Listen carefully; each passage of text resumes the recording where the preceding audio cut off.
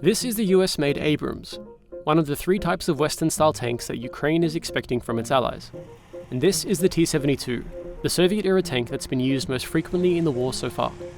As the Wall Street Journal first reported, the US and its allies have agreed to send tanks to Ukraine, ahead of more intense fighting in the spring. Abrams and German-made Leopards are being sent to Kyiv, in addition to UK-made Challenger 2s. So as Ukraine says getting a significant number of those weapons would be a game-changer, here's how heavy vehicles from the West match up to Russia's older, but much larger, tank fleet. First, let's look at why Ukraine argues that tanks are so important. So the front lines of this war have been pretty static in the last few months. A lot of the fighting has been taking place along these vast plains and on small hills. And that's the kind of terrain and landscape that allows the big military vehicles to operate pretty efficiently. The 2 main types of armoured vehicles being used in Ukraine right now are main battle tanks and infantry fighting vehicles, also known as IFVs. Tanks have heavy armour, big guns, and caterpillar treads. When tanks face each other on the battlefield, military experts say they typically look for a weak point along the front line to try and break through and destroy other heavy vehicles. IFVs, on the other hand, are smaller and lighter.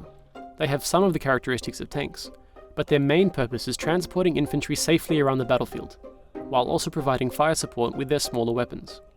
Prior to the invasion, Ukraine had significantly fewer armoured fighting vehicles than Russia. But now, Kyiv's NATO allies are sending more modern military vehicles to Ukraine. Today, I'm announcing that the United States will be sending 31 Abrams tanks to Ukraine, the equivalent of 1 Ukrainian battalion. So how will Western tanks help Ukrainian forces? Well, for tanks, the most important factor is survivability. Weapons experts measure this by estimating how resistant the vehicles are to anti-tank weapons, like the US-made Javelin or the Russian Kornet, as well as armor-piercing rounds fired by other tanks. Analysts say the Challenger 2 and Abrams tanks, which were both used in the Iraq War, are some of the most protected tanks in the world. That's because they both have a composite armor called Chobham. It uses a combination of steel, ceramics, and other materials to create particularly resistant plates.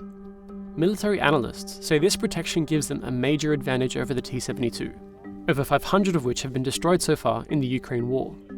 German-made Leopard tanks don't use that same armor technology, but have other similar characteristics to the Abrams and Challenger 2. All 3 types have advanced computer systems and modern 120mm guns. Military analysts say they're less vulnerable than the gun on the T-72, which holds its ammunition at the bottom of the turret. On the ground, the tanks, which are expensive and few in number, will also get some extra support. Other armored vehicles are just as important, and the US has also promised to deliver 50 M2 Bradley fighting vehicles to Ukraine. The Bradley has a number of modern advantages, including thermal imaging, quicker reload times, and an armor that's believed to be more resistant than their Russian equivalents. That includes the Soviet-era Bump 2, which have been commonly used in the war so far. Hundreds of these vehicles have been destroyed in Ukraine, according to the military tracking site Oryx, while the US says only 3 Bradleys were lost in the Iraq War. But once Ukraine's forces get new tanks, using them effectively won't be easy. Many of these systems use different ammunition and require their own maintenance schedules. It's still going to take a few months to set up the supply chains, the fuel lines, and the trained crews needed for the Ukraine to take advantage of these weapons. And the few amounts that have been promised so far make it unlikely that it's going to impact the war anytime soon. Battlefield conditions could also reduce their effectiveness. The Western systems are heavier, meaning that they can be more limited when in boggy areas and crossing bridges.